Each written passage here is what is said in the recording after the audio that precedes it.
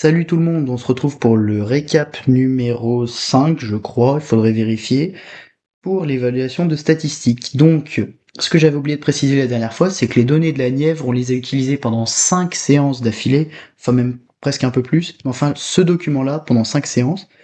Et donc après avoir calculé le mode, la médiane, on a donc calculé la moyenne.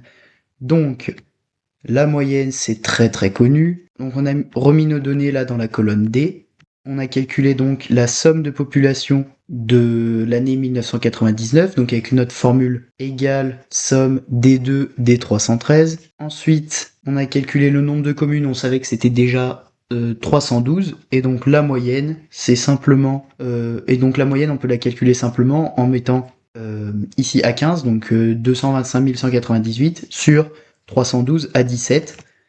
Et là, c'est une première formule qui marche. Hein, une simple division finalement.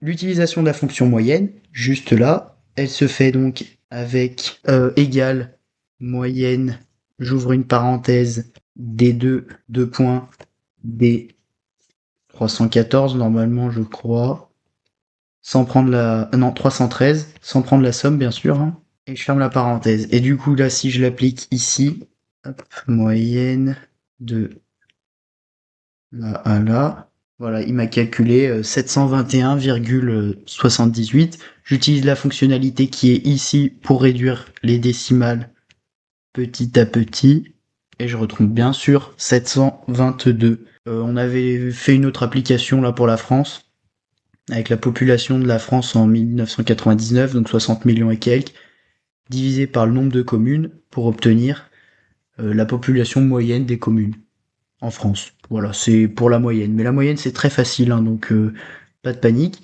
Les paramètres centralisés, c'est donc l'ensemble du mode, de la médiane et de la moyenne. Donc ici, on a un cours hein, avec des exemples. Bon, c'est pas très intéressant.